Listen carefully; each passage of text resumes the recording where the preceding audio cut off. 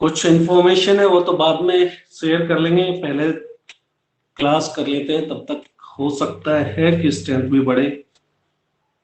इससे पहले वाले टॉपिक में हमने बात किया था यूरोपियन यूनियन के बारे में, हमने पूरा का पूरा जाना। आज यूरोपियन यूनियन के अलावा भी जो अल्टरनेटिव पावर के रूप में देखा जा सकता है वो आसियान कंट्री है, यानी कि दक्षिण पूर्व एशिया के अंदर 10 कंट्री हैं मुख्य रूप से। तो इनके बारे में जानेंगे, इनका पूरा हमको इतिहास उठा के देखना होगा। तब तक आप एक बार 54 पेज पे हिंदी मीडियम में आसियान के देशों के बारे में पूरा आसियान कंट्रीज इन्होंने दिखा के रखा हुआ, ठीक है ना। अच्छा, ये आपका आसियान के ऊपर के देश को आप छोड़ दीजिए, आप म्यांमार से शुरू कर दीजिए। म्यांमार हो गया आपका, उसके बाद में थाईलैंड है, वियतनाम है, ब्रुनेई, मलेशिया, सिंगापुर, इंडोनेशिया और तिमोर लिस्ते, फिलीपींस, ये सभी देश है। म्यांमार और आपका लाओस, चाइना वगैरह नहीं है, आप यहां से देखना शुरू करेंगे, ठीक है ना। म्यांमार और लाओस और उसके नीचे वाले सभी कंट्री। तो चाइना को छोड़ दीजिए और ऊपर मंगोलिया को छोड़ दीजिए, और बाकी ये 10 देश हैं जिनको आसियान, जो आपके एशिया के दक्षिण पूर्व में लोकेटेड कंट्री हैं। शुरू में इनिशियली जब हम बात कर रहे थे, पूरे इस चैप्टर की शुरुआत की, तो हमने बताया था थोड़ा बहुत, तो आसियान के बारे में भी डिस्कस किया था, लेकिन आज आपकी बुक से ले लेंगे। ब्रुनेई का नाम ब्रुनेई दारुल इस्लाम है, पूरा कंप्लीट नाम, ठीक है ना। तो दारुल इस्लाम के नाम से एटलीस्ट एशिया में तो कोई देश नहीं है। फिर अफ्रीका के अंदर और एक देश है दारुल इस्लाम के नाम से ही, तो उससे कंफ्यूज नहीं होना। तिमोर लिस्ते लिखा है, उसको पूर्वी तिमोर के नाम से आप हिंदी में पढ़ेंगे, ये ध्यान रखना है।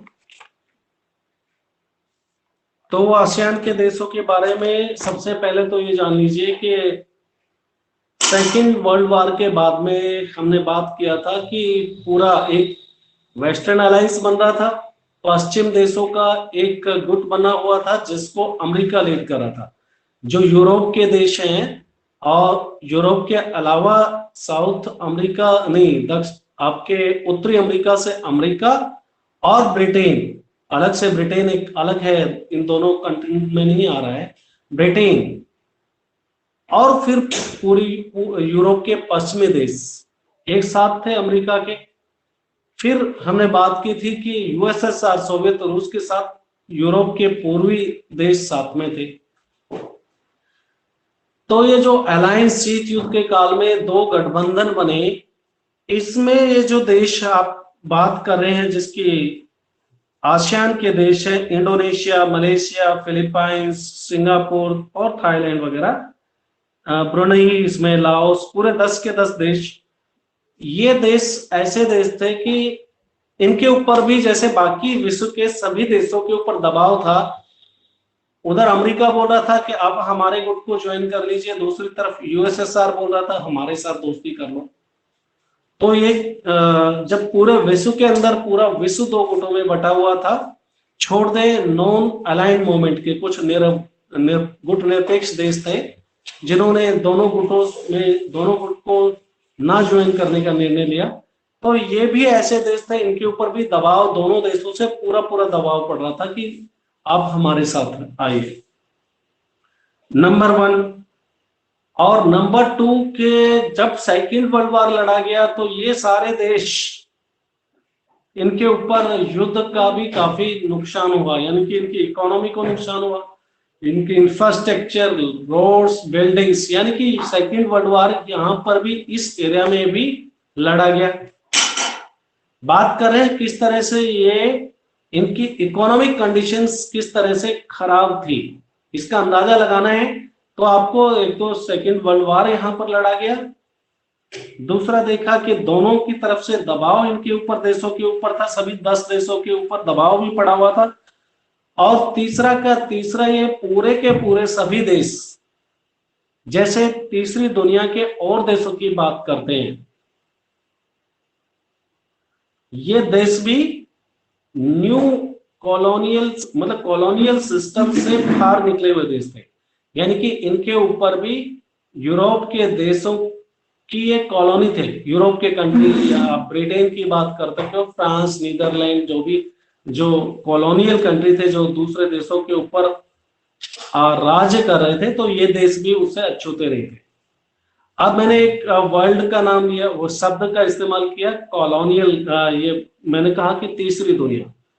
अब मेरे को आप में से कौन बताएगा कि तीसरी दुनिया का मतलब क्या है? ये क्लास में बहुत ही अच्छे से बात की थी हमने कि what are the countries of the third world, कौन से देश है जिनको थर्ड वर्ल्ड कंट्री कहा जाता है।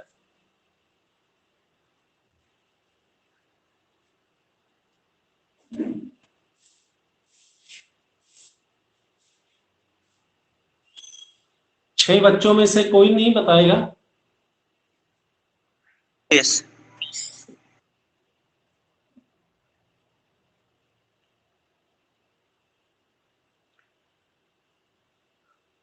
डेवलपिंग कंट्री भी ऐड कर सकते हो, लेकिन सही सटीक डेफिनेशन में तो नहीं आएगा।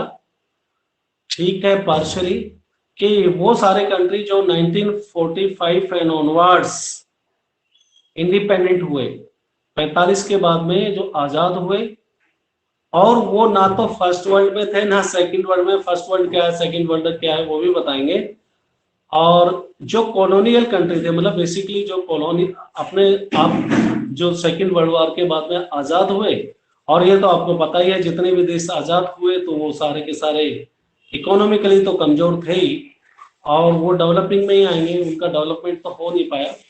तो वो सभी कंट्री, और बेसिकली इसकी बात करेंगे न्यूली इंडिपेंडेंट कंट्री, और एशिया और अफ्रीका के ज्यादातर देश, और या फिर साउथ, नहीं, अफ्रीका, एशिया, अफ्रीका और दक्षिणी अमेरिका के देश भी आप इसमें काउंट करोगे, क्योंकि दक्षिणी अमेरिका में भी कई सारे देश हैं जो 1945 के बाद में जिनका देश का कॉन्स्टिट्यूशन बना अमेरिका के दबाव में सही, और कई सारे कंट्री आजाद हुए उस पीरियड में। तो फर्स्ट वर्ल्ड वाले वो सारे देश जो यूरोप के देश हैं और डेवलप्ड कंट्री है। सेकंड वर्ल्ड के अंदर बेटा वो देश आ जाएंगे जो पूर्वी यूरोप के देश, और जिनके अंदर कम्युनिज्म है। ये भी आपको इसमें एंट्री करना है, इसको भी आप ध्यान रखिए। वो सारे देश जिन्होंने कम्युनिज्म को अडॉप्ट किया था और जो यूएसएसआर के साथी थे, वो सभी सेकंड वर्ल्ड हो गए। तो इसका मतलब फर्स्ट वर्ल्ड के अंदर कैपिटलिस्ट कंट्री और यूरोप के पश्चिमी देश, सेकंड वर्ल्ड के अंदर, और वो सारे के सारे डेवलप, ठीक है ना। और सेकंड वर्ल्ड में पूरे यूरोप के पूर्वी ईस्टर्न कंट्रीज आ जाएंगे, और थर्ड वर्ल्ड में आ जाएंगे एशिया के देश, अफ्रीका के देश, न्यूली इंडिपेंडेंट कंट्री, जापान को छोड़ देना उसमें से, और दक्षिणी अमेरिका के देश। तो ये सारे देशों की हालत एक ही थी, न्यूली इंडिपेंडेंट कंट्री थे और इनको डेवलपमेंट का मौका भी नहीं मिला। आसियान देश भी इसी तरह के थे, और इन्होंने बांडुंग में एक सम्मेलन हुआ, उसका भी कोई रिजल्ट नहीं आया। बांडुंग सम्मेलन, ये इंडोनेशिया के अंदर बांडुंग एक शहर है, और 1955 के अप्रैल में, if I am not wrong, अप्रैल में ही ये सम्मेलन हुआ था। पर्पज इसके पीछे ये था कि एशिया और अफ्रीका के देशों में एक यूनिटी हो, और ये एकता किस लिए, ताकि इकोनॉमिक प्रोग्रेस हो। तो बहुत ज्यादा कामयाबी उसको नहीं मिली। फिर उसके बाद में नॉन अलाइनमेंट की बात होने लगी, उससे भी कुछ नहीं लगा। तो इन्होंने जाके अपना एक आसियान, जितने दक्षिण पूर्व एशिया के देश हैं, इन्होंने अपना एक ग्रुप बना लिया, ASEAN association of south east Asian countries. तो ये तो आपको पता लग गया कि आसियान है क्या, और इसके बनने की सिचुएशन किस तरह से पैदा हुई। यहां तक किसी को डाउट है?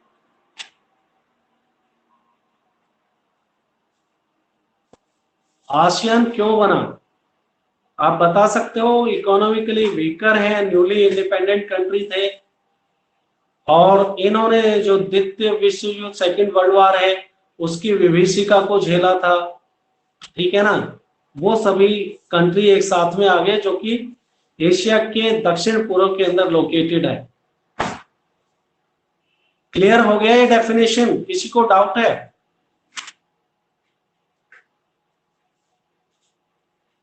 अब आपस में चल रहा है कि कौन पहले मैसेज करे, मैं क्यों करूं?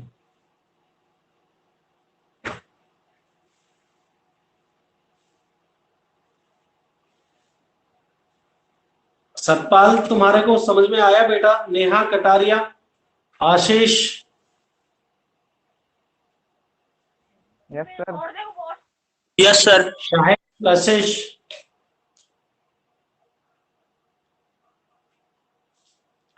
तो क्या इंतजार कर रहे थे आप लोग? मैंने कहा है कि साथ साथ में आप बताते जाएं। अगर कहीं पर भी किसी तरह का डाउट है तो अभी ही उसको क्लियर किया जा सकता है।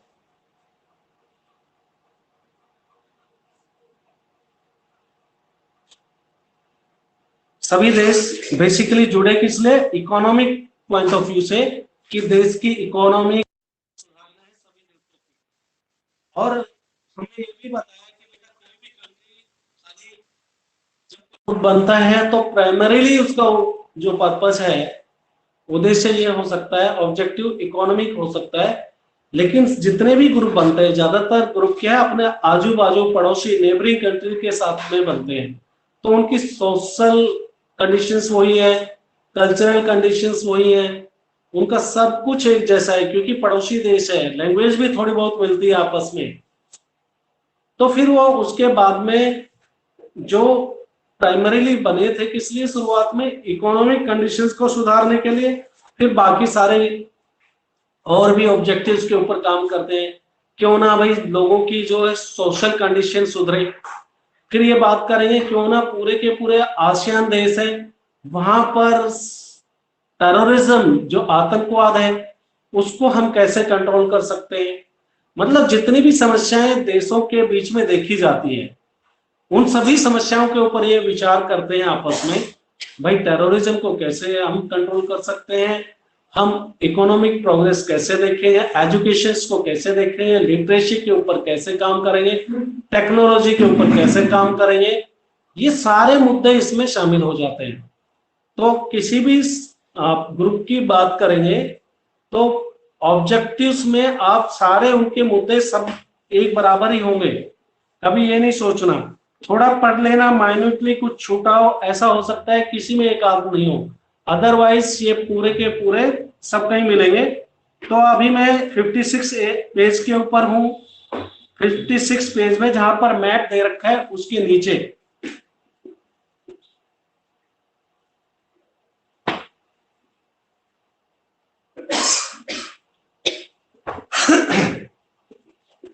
जितने भी 10 देश हैं उनके सभी की मीटिंग्स किसी भी कंट्री में हो सकती है। इसका मैं आपको बताऊंगा किस तरह से इसमें कहीं पर, क्योंकि इस चैप्टर में कहीं पर नहीं दे रखा है। कई जगह पे क्या होता है, अल्फाबेटिकल ऑर्डर्स में सभी देशों को लगा दिया जाता है और उसी हिसाब से उनकी मीटिंग्स भी होती है, ठीक है ना। सभी देशों का एक के बाद में एक कंट्री पूरा लिस्ट वगैरह ये इश्यू कर देते हैं कि नेक्स्ट मीटिंग उस देश में होगा, ईयरली मीटिंग होती है।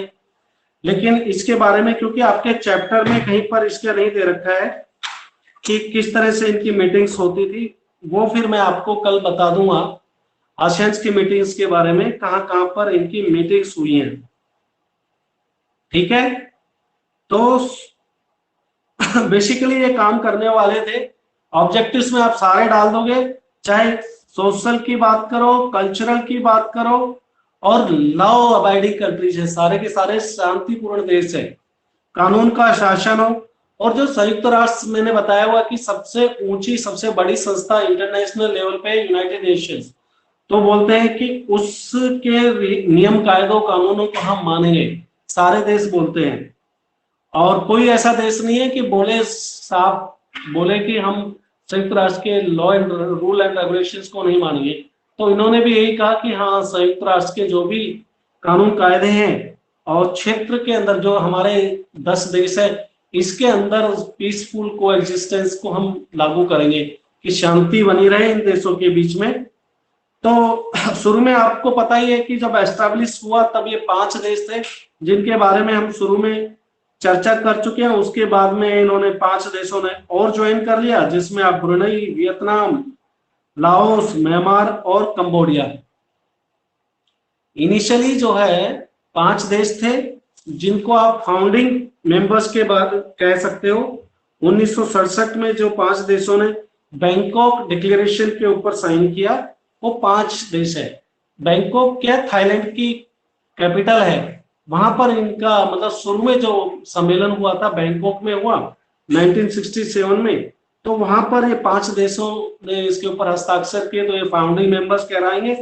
फिर ये 5 देश जो Brunei, Vietnam, Laos, Myanmar, Cambodia भी आसियान में शामिल हो जाते हैं। तो अब ये भी इसमें एक अधिराष्ट्रीय संघ बनाने से थोड़ा सा दूर है। सुप्रा नेशनल कंट्रीज का मतलब सब देशों ने, जैसे उन्होंने अपनी पार्लियामेंट नहीं बना दी थी यूरोपियन कंट्री ने, तो इन्होंने ऐसा नहीं किया कि अपने देश की सॉवरेनिटी को किसी दूसरे ग्रुप को नहीं दिया। इनके देश की अपनी संप्रभुता को अपने पास में रखा। उन्होंने क्या किया भाई, जब आप कंबाइंड देशों की 27 देशों की एक पार्लियामेंट बना देते हो तो उसमें कहीं ना कहीं आपके देश की पावर जो शक्ति है वो कम हो जाती है, क्योंकि आप 27 देशों के साथ जुड़े हो। तो जो 27 देश मिलकर निर्णय लेते हैं वो निर्णय को आपको अडॉप्ट करना पड़ता है, ठीक है ना। एक पार्लियामेंट बना चुके हो 27 देशों की, तो पार्लियामेंट सब पूरे 27 देशों के लिए रूल एंड रेगुलेशन बनाएगी, आपको भी फॉलो करना है।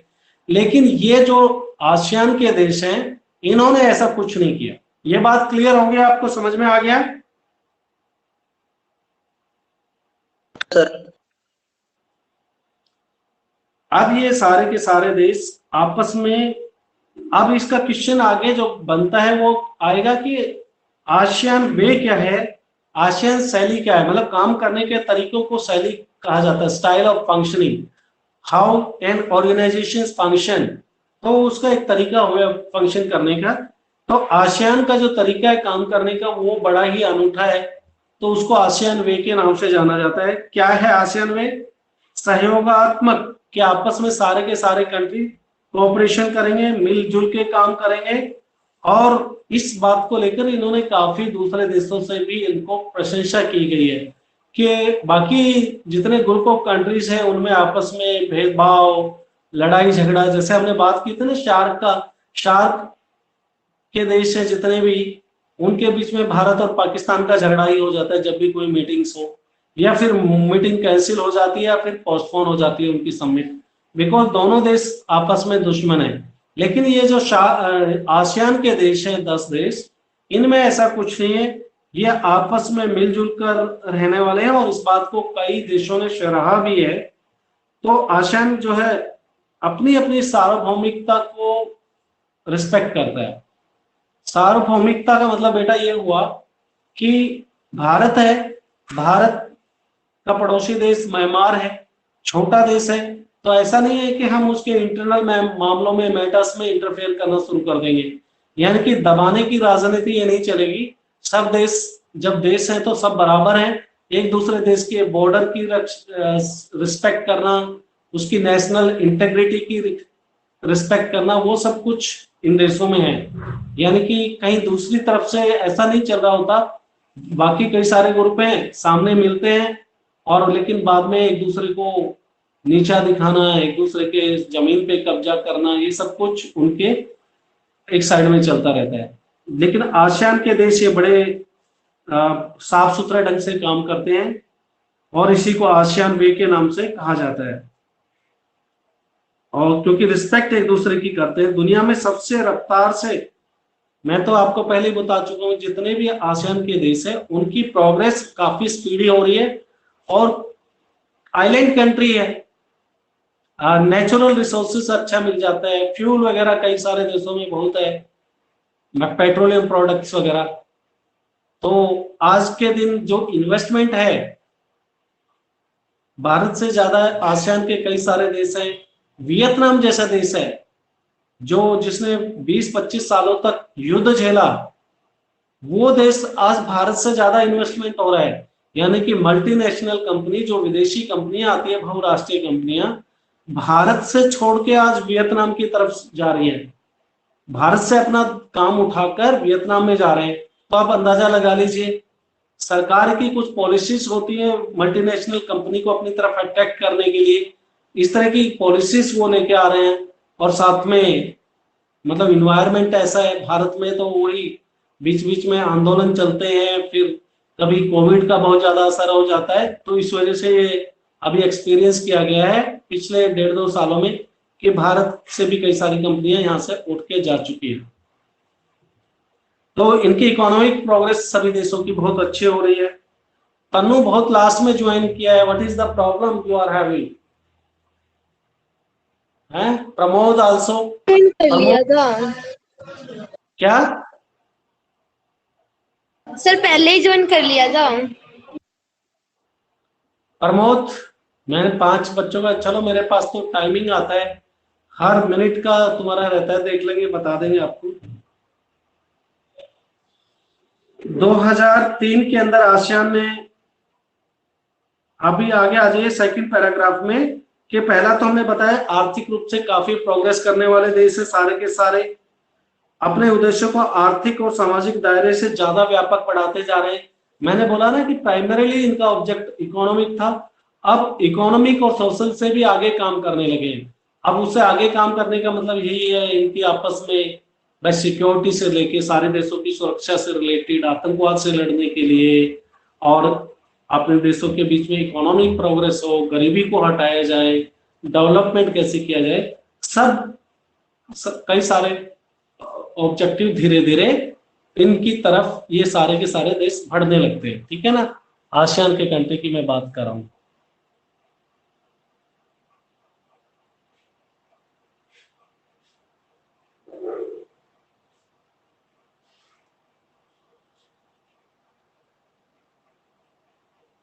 देखो, जब कभी कुछ देश एक साथ में आके बैठते हैं तो वो इंस्टीट्यूशन, जब कई सारे देशों की एक, जैसे आपका यूनाइटेड नेशन है, ये सुप्रा नेशनल है, ठीक है ना, क्योंकि इसमें बहुत सारे कंट्री एक साथ में जुड़े हुए हैं। जैसे आपका बिम्स्टेक है, वो सुप्रा नेशनल है। आपका ये आसियान है, ये सुप्रा नेशनल है। जब कई सारे देश किसी ऑब्जेक्टिव को लेकर एक साथ में आते हैं तो सुप्रा नेशनल है। लेकिन सुप्रा नेशनल के अंदर में भी कई तरह की इंस्टीट्यूशंस होती हैं। एक तो ऐसा सुप्रा नेशनल हो, जो आप यूरोपियन यूनियन की बात करो, जिन्होंने अपनी सार्वभौमिकता वो एक पार्लियामेंट को सौंप दी। 25-27 देशों की एक पार्लियामेंट है, वो सभी देशों के लिए कानून बनाएगी। ठीक है ना, तो जब कोई एक इंस्टीट्यूशन सभी देशों का कानून बनाएगी तो इस इंस्टीट्यूशन में जितने बाकी देश हैं वो तो कमजोर हो गए ना, वो अपने देश के लिए कोई सेपरेट से नहीं बना सकते, क्योंकि वो सभी देशों की कंबाइंड पार्लियामेंट है। बात समझ गए कि यूरोपियन यूनियन किस तरह से सुप्रा नेशनल तो है, सारी है, जो जिसमें कई सारे देश मिलकर किसी ऑब्जेक्टिव के लेके एक साथ में जुड़ते हैं। लेकिन यूरोपियन यूनियन अपने आप में यूनिक इसलिए कि उसकी पार्लियामेंट है, उसका राष्ट्रीय झंडा है, उसका राष्ट्रीय गान है, और वो तो कॉन्स्टिट्यूशन भी बनाने को चले थे। ठीक है ना, क्लियर हो गया। बाकी जो भी देश आपका यूनाइटेड, जो भी देश एक साथ जुड़ जाए वो सुप्रा नेशनल हो गए। यूनाइटेड नेशंस है, सुप्रा नेशनल है। जितने भी ऑर्गेनाइजेशन में कई सारे देश एक साथ जुड़ जाए वो सारे के सारे सुप्रा नेशनल, अधिराष्ट्रीय संघ हिंदी में बोलते हैं। तो पहले आर्थिक मुद्दे को लेके जुड़े थे हम, फिर दोबारा वहीं से कनेक्ट कर रहे हैं। उसके बाद में सामाजिक, और फिर बाद में मैंने आपको कई सारे ऑब्जेक्टिव्स, इसके उद्देश्य बता दिए। सब कुछ के ऊपर ये बात करने वाले थे, एजुकेशन से लेके डेवलपमेंट की बात है, लिटरेसी रेट बढ़ना चाहिए, टेररिज्म नहीं होना चाहिए, सारे देशों में कोई भी न्यूक्लियर पावर कंट्री नहीं होगा, यानी कि ये न्यूक्लियर पॉलिसी के खिलाफ थे। कोई भी देश में न्यूक्लियर वेपन्स तैयार नहीं हो इन देशों के अंदर, ये सब पे काम करने वाले हैं। तो 2003 में अभी इनके पिलर्स की बात करेंगे। 3 पिलर्स की बात करते हैं। क्वेश्चन आता है कि what are the 3 pillars of the ASEAN country. तो वो 3 पिलर्स आपको लिखने होंगे। इनमें आसियान ने बनाया एक आसियान सुरक्षा समुदाय, ठीक है ना, आसियान आर्थिक समुदाय और आसियान सामाजिक सांस्कृतिक समुदाय। तो ये 3 पिलर्स ऑफ द आसियान हो गए। एक तो सिक्योरिटी को लेकर है, एक इकोनॉमिक एंड सोशियो कल्चर को लेकर है, और तीसरा इसका है आर्थिक, आसियान सामाजिक सांस्कृतिक।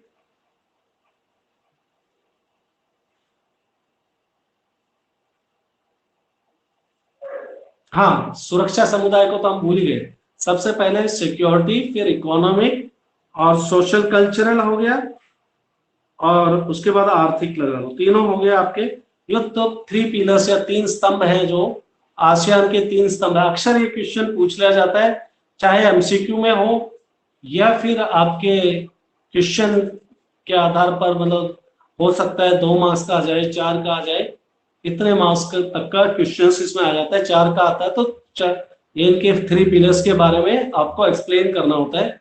अदरवाइज 2 नंबर का या 1 मार्क्स का क्वेश्चन जरूर आ जाता है 3 पिलर्स में से किसी एक को भी लेकर।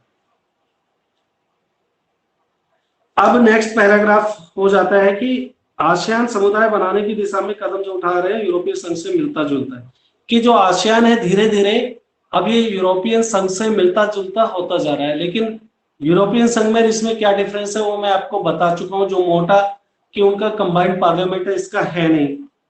अब सेकंड, इसका जो नेक्स्ट पैराग्राफ है, आसियान सुरक्षा समुदाय क्षेत्रीय विवादों का सैनिक टकराव तक न ले जाने की सहमति पर आधारित है। यानी कि जो आसियान के कंट्रीज हैं वो ये चाहते हैं कि भाई हम 10 देश हैं, हमारे बीच में हो सकता है कोई विवाद हो, लेकिन उसके लिए हम मिलिट्री टू मिलिट्री नहीं लड़ने वाले। ये नहीं कि उस विवाद को लेके हम अपनी सेना को खड़ा कर दिया सामने और लड़ाई लड़ना शुरू कर दिया। यानी कि मिलिट्री टकराव हम नहीं करने वाले, उससे पहले हम पीसफुली किसी भी बात को सुलझाने की कोशिश करेंगे। ये सारे देशों में समझौता है, कई सारे समझौते किए हैं कि शांति बनाए रखेंगे, सहयोग करेंगे, निष्पक्ष हैं, हस्तक्षेप का मतलब एक दूसरे के आंतरिक मामलों में दखल अंदाजी नहीं करेंगे, और एक दूसरे के जो संप्रभुता के अधिकार है, मैं आपको पहले ही बता चुका हूँ। संप्रभुता मतलब देश की इंटेग्रिटी, नेशनल इंटेग्रिटी, राष्ट्रीय एकता के किसी के मामले में दखल अंदाजी नहीं करेंगे। ये सारे के सारे तो आप कह सकते हो कि आपस में आसियान के देश न्यूट्रल रहने के लिए, पीसफुल रहने के लिए उन्होंने 2003 में एक समझौता किया। तो उसमें क्या क्या लिखने वाले हो 2003 के समझौते में, ये सारी बातें लिखोगे कि न्यूट्रल रहने वाले हैं, आपस में कोऑपरेट करने वाले हैं, एक दूसरे के मामलों में इंटरफेयर नहीं करने वाले हैं। इसलिए भी मैं आपको ये चैप्टर अच्छे से बता रहा हूं, एक एक चीज कि दूसरी बार है। और ये चैप्टर मैंने आपको जो 2 चैप्टर दे रहा हूं उसके अंदर ये चैप्टर भी है, एक फर्स्ट चैप्टर होगा और एक ये चैप्टर होगा जो आपके अभी एग्जाम्स होने वाले हैं उसकी मैं बात कर रहा हूं, ठीक है ना। एमसीक्यू टाइप आपके टीचमेंट ऐप के ऊपर एग्जाम होगा, 2 चैप्टर आएंगे, एमसीक्यू के होंगे, और जो भी जब होंगे वो डेट जैसे ही डिक्लेयर होगी हम आपको बता देंगे।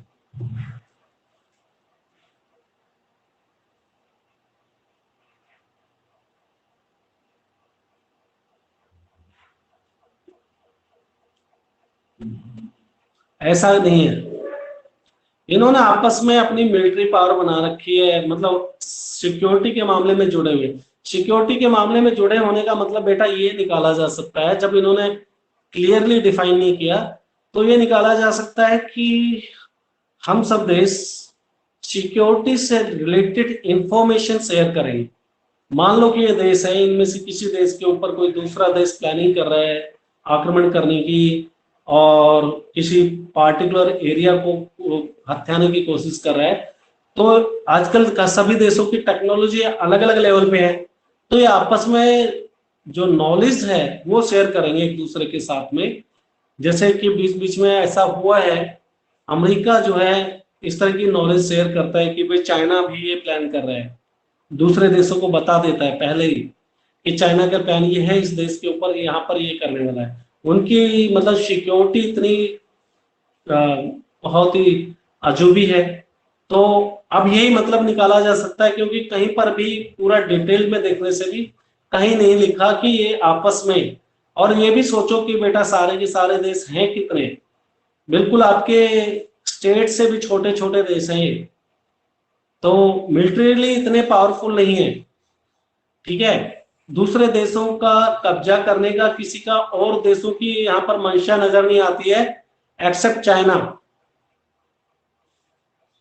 म्यांमार के साथ भारत के और म्यांमार के कुछ थोड़े बहुत इश्यूज हैं, उसको लेके बाकी देश कोई कौन इस देश पे, अब नेपाल की बात करो, नेपाल के ऊपर कौन आक्रमण करेगा, क्या मिलने वाला है। जब भी कोई दूसरा देश आक्रमण करेगा, ज्यादातर ये देखा जाता है कि उसके कुछ इकोनॉमिकल इंटरेस्ट होते हैं। सबसे बड़ी चीज मनी है, तो मनी से रिलेटेड मैटर होते हैं। अब इसके आजू बाजू के जितने देश हैं वो तो ये सारे देश हो गए, और फिर भारत है एक तरफ चाइना है। तो चाइना के इश्यूज तो आपको पता है, जितने भी देश हैं एशिया के अंदर, जो उसके पड़ोसी देश लगा लो या बॉर्डरिंग स्टेट है, सबके साथ उसके डिस्प्यूट है। कोई ऐसा देश नहीं है जिनके उनके संबंध नॉर्मल हो। लेकिन चाइना का अपना जो इकोनॉमिक ट्रेड का बिजनेस का, वो पूरी दादागिरी इन आसियान कंट्री के ऊपर चलती है, यानी कि भारत से ज्यादा चाइना का इन देशों के ऊपर ग्रास्प है। भारत के सभी देशों के साथ में, ये जितने देश हैं इनमें 1 to 1 कई 3-4 कंट्री के साथ में अपने रिलेशंस है, ट्रेड रिलेशंस, लेकिन सभी देशों के साथ में नहीं है। चाइना इसका काफी बेनिफिट उठा रहा है। चाइना के दबाव में कुछ देश हैं इसके, जो आसियान के, भारत के साथ में नजदीक नहीं आना चाहते।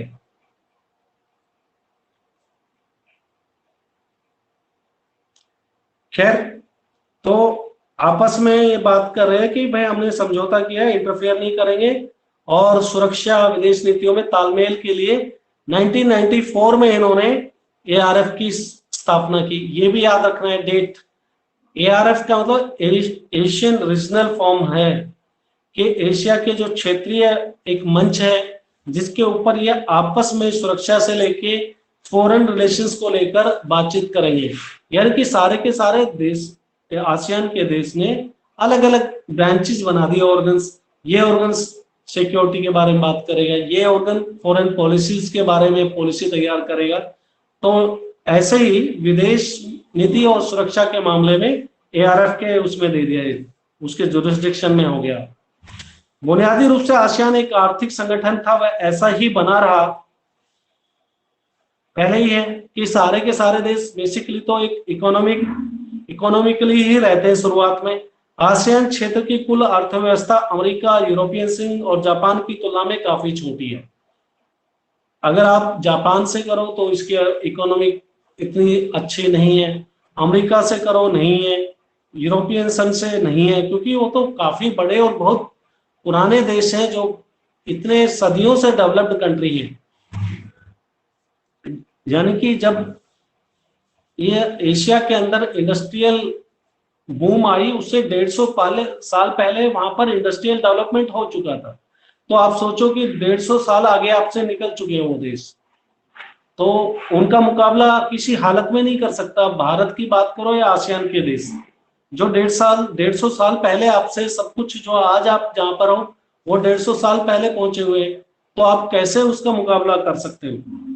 तो अब धीरे धीरे इन्होंने विकास, इन सब से ये बात कह सकते हैं कि, लेकिन फिर भी अगर वो जितने देश है आसियान के, इन्होंने विकास के ऊपर, डेवलपमेंट के ऊपर काफी काम किया है अभी, और तेजी से इनकी इकोनॉमिक प्रोग्रेस हो रही है।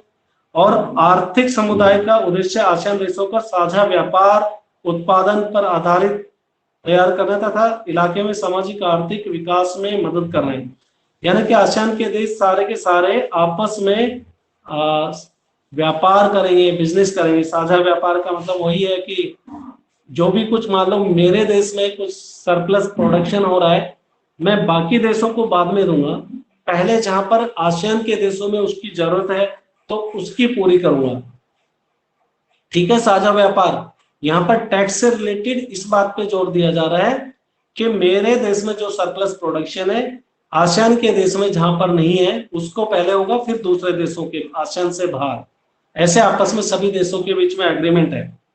तो इस संगठन के देशों में आर्थिक विवादों को निपटाने के लिए मौजूदा व्यवस्था में सुधार करने की जरूरत है। मतलब आपस में जितने देश जुड़े हुए हैं तो कभी कभी इकोनॉमिक इश्यूज भी बनते हैं, उनको रिजोल्व करने के लिए बोल रहे हैं कि कोई ना कोई ऐसा काम करने की जरूरत है। आसियान ने निवेश और श्रम सेवाओं के मामले में मुक्त व्यापार फ्री ट्रेड एरिया बनाने पर भी ध्यान दिया है। मुक्त व्यापार का आपको मतलब समझ ही गया कि जितने भी देश है आसियान के वो अपने एक्सपोर्ट और इंपोर्ट ड्यूटी फ्री बोलते हैं उसके लिए, अगर एक शब्द लगाओ तो ड्यूटी फ्री यानी कि उसके ऊपर टैक्स नहीं लगेगा। सभी देशों में इसके ऊपर भी काम चल रहा है, तो इससे चीजें सस्ती मिलेंगी देशों के बीच में। सभी देशों में मतलब अभी अमेरिका और चीन से भी बातें चल रही है इनकी। अमेरिका यानी कि जो देश आसियान के देश एशिया से बाहर, अमेरिका और चाइना से भी इनका काम, या चाइना तो एशिया के अंदर हो गया, अमेरिका से भी इनका आपस में बात चल रही है ट्रेड वगैरह को लेकर। आसियान मतलब तेजी से एक उभरता हुआ संगठन है और हर संगठन का विजन होता है ईयरली कि एक साल में हम क्या करने वाले हैं।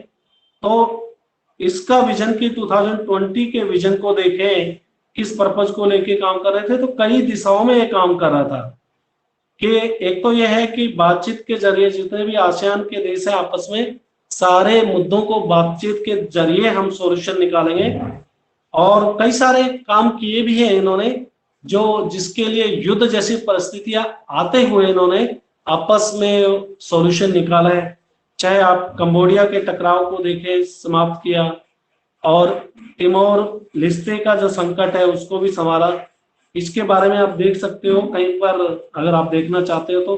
कंबोडिया का क्या है, बेसिकली कंबोडिया की जो सरकार है उसके खिलाफ एक तख्ता पलट की कोशिश हुई थी, तो उसमें इन सभी देशों ने, ये 1997 की बात है, 1997 जुलाई से लेके सितंबर में, तो उसको ये देशों ने आपस में मदद की इस इश्यू को रिजोल्व करने के लिए। और ऐसे ही तिमोर ईस्ट का मामला है, वहां पर भी वायलेंस हो गई थी और वो तिमोरीज वोटर हैं वो इंडोनेशिया से आजाद हो गए थे इसी पीरियड में ना, इंडोनेशिया से आजादी मांग रहे थे और इसमें 1400 तिमोरीज मारे गए। तो तिमोर की क्या समस्या थी आप समझ गए होंगे। ये इन्होंने इंडोनेशिया से आजादी के लिए संघर्ष किया था, तो इसमें मीडिएशन आसियान के देशों ने किया। कंबोडिया की सरकार को बदलने की कोशिश की गई थी, तख्ता पलट कर रहे थे, उसमें हेल्प की आसियान के देशों ने। तो हम बात यही कर रहे हैं कि इसका उद्देश्य क्या है, इसका मल्टी डायमेंशनल है। मल्टी का बात करें तो बहुमुखी काम कर रहे हैं। और पर्पज क्या है भाई, इन देशों के बीच में आपस में शांतिपूर्ण रूप से सहयोग से सारे इश्यूज को रिजोल्व कर लेना। और इन्होंने दो इश्यूज की बात की, कंबोडिया और पूर्वी तिमोर के मामलों में जिस तरह से इन्होंने काम किया। और आसियान की नेक्स्ट हो गया, आसियान की आर्थिक शक्ति खासतौर से भारत और चीन जैसे तेजी से विकसित होने वाले एशियाई देशों के साथ व्यापार और निवेश के मामले में उसकी प्रासंगिकता ने इसे और भी आकर्षक बना दिया। अब इतने प्रोग्रेस कर रहे हैं, भारत भी चाह रहा है कि इनके साथ हमारे रिलेशंस अच्छे हो आसियान देशों के साथ। चाइना भी चाह रहा है कि इनके साथ में हम व्यापार पे ध्यान दें, बिजनेस पे ध्यान दें। तो दोनों देशों में मुकाबला है। भारत एक तरफ से आसियान के कंट्रीज को इन्फ्लुएंस करना चाह रहा है, दूसरी तरफ से चाइना भी इन्फ्लुएंस करने की कोशिश पूरी कर रहा है। तो भारत ने बीच में क्या किया था, शुरू के सालों में, इनफैक्ट बीच की क्या बोले, शुरू से अब तक, जब तक प्राइम मिनिस्टर मनमोहन सिंह नहीं बने थे तब तक ये पूरे ईस्टर्न के कंट्री है, पूर्व के देश हैं, इनको कोई खास इंपॉर्टेंस नहीं दिया था। लेकिन बाद में ये समझा गया कि आसियान के देशों को इग्नोर नहीं कर सकते अगर हमको प्रोग्रेस करनी है। ठीक है, यहीं पर आज खत्म करते हैं और फिर आगे का पढ़ेंगे। और आप फर्स्ट चैप्टर का रिवीजन कर लीजिए, एमसीक्यू के पॉइंट ऑफ व्यू से देख लो।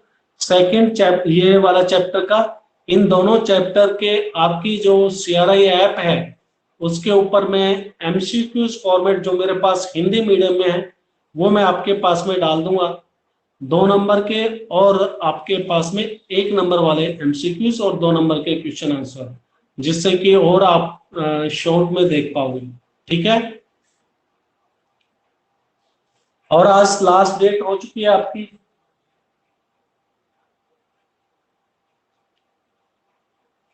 प्रमोद हो गया, सभी, मैं सभी को बोल रहा हूँ। तन्नू, आपकी फीस भी अभी तक नहीं आई है, आज 15 तारीख है। कशिश, आशीष का हो गया। कशिश आप डेली बोलते हो बेटा, कशिश गए क्या? कशिश आप नहीं सर, अपने नहीं है। अपने फादर के आप बोलते हो होंगे, मेरे पास होने से मैं मना नहीं करता। मेरा पहले वाला मोबाइल डेड हो चुका है। अभी आज जो आपके पास जो भी नंबर है मेरा 90 वाला है 70, दोनों में से किसी पे अपने नंबर फादर के व्हाट्सएप करो। आपने किया नहीं अभी तक, हर दिन मैं बोलता हूँ और आप बोलते हो सर दे देते हैं। और यस सर। प्रमोद, प्रमोद आपने 15 तारीख बोला था, आज आपकी जमा हो जाएगी फीस?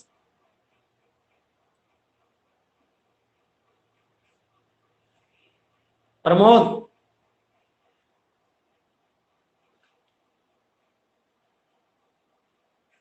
ठीक है, ठीक है बेटा, एग्जिट कीजिए। अभी लास्ट में 7 हो गए, अभी तक 5 थे।